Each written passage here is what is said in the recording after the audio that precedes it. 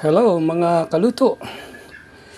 Dahil sa maulan dito sa amin ngayon, malamig, naisip ko na gumawa o magluto ng lumi on my own version. O dahil sa ako'y Tagaluzon, tawagin natin tong Tagalog lumi. Kung meron Batangas lumi, meron ding Tagalog lumi. Tara po, samahan niyo ako sa paggawa o pagluluto ng Tagalog lumi or lumi. Mga ingredients na gagamitin ko, meron din ako ritong pork laman at ito po ay liempo. Laman po yan, ano? At itong kanyang skin na merong taba, ito po ay palulutungin ko, no? Sabi natin, gawin natin parang bagnet siya o chicharon. Okay? Instead na pork liver ang gagamitin, ang akin pong napili ay chicken liver. Ayan ha. At ayan po, kasama ang kanyang puso.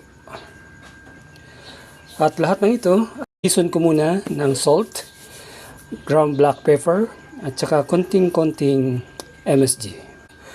The reason na nilagyan ko na ito ng seasoning in advance, kasi ito ay ipa-fried natin. After ma-fried ay itatoppings natin dun sa lumi pagkaluto. At syempre, may mga lasa na itong mga sahog natin. Di po ba? Okay. Now ay bahagya ko lang ipapan-fry itong chicken liver.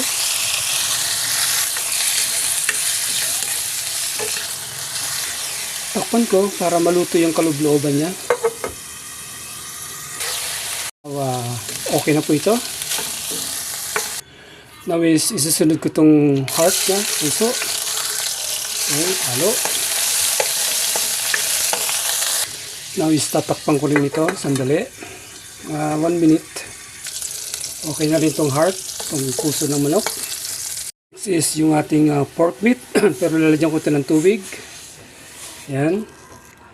At isisimmer lamang natin itong pork meat, ano? Para naman medyo maging tender siya. Now, kailangan ikalat natin, ano? Yan. Kunting halo. Now, medium heat lamang, ano? Dandahan lang.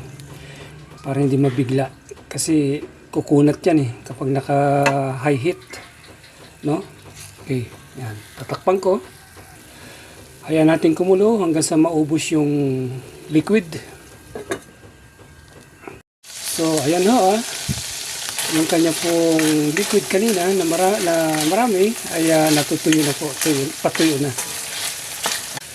So, ayan ho, ano, slightly brown na siya. Okay na po ito, pwede na to. Finally, i-pan-fry din natin yung ating pork with the skin and parts. Ayan ho. Okay. So, same process po, no? Hintayin natin na mag-reduce yung kanyang liquid. Tatakpan natin yan.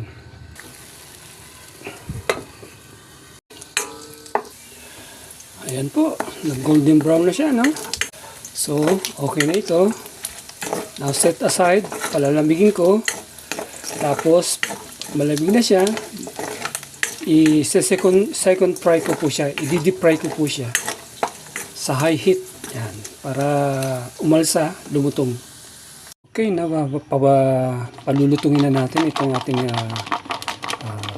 pork skin with fats. Kita nyo, mag-change kagad yung kanyang texture, kanyang tsura.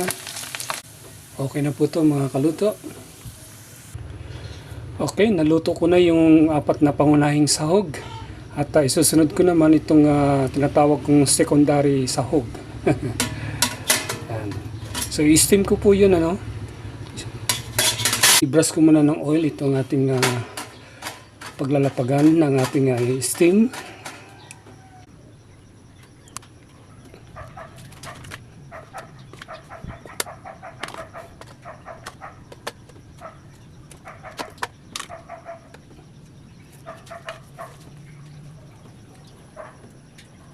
And then after steam ay ipiprito ko.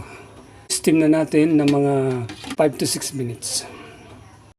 Okay na, itong ating in-steam na dumplings. Ayan. Okay, palalamigin ko lang ng konti. And then, ipiprito natin. Okay?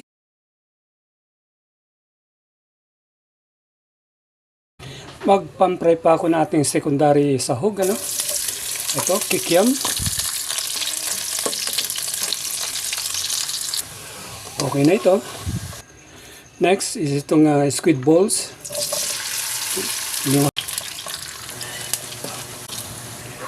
Okay na itong ating squid balls.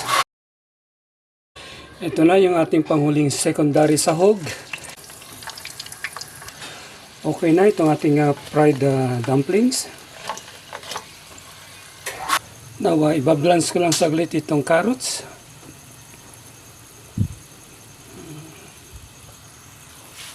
Okay na ito. Ganon din itong cabbage. Yan. So, okay na po ito. Next, ating pong ikukuha nitong noodles, Mickey noodles. Dalawang klaseng noodles ang aking gagamitin, ano?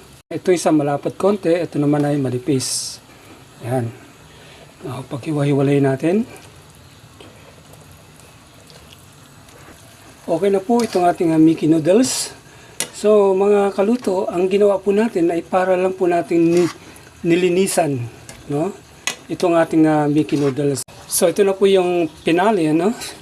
Gagawa na po tayo ng soup base ng ating pong Tagalog Lumi. Okay? Now, kumulo na ito. Lalagyan ko ito ng 1/4 cup fish sauce, 1/8 cup oyster sauce, 1/4 cup soy sauce,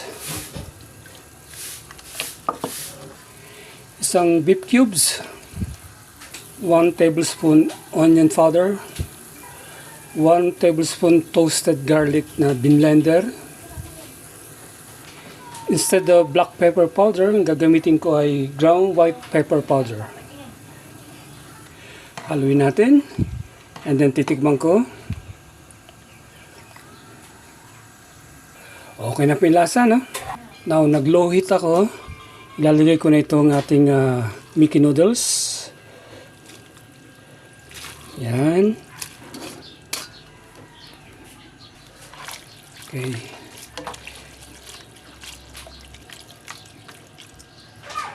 Okay na ito. Now, lalagyan ko na siya ng 2 binating itlog. Dandahan.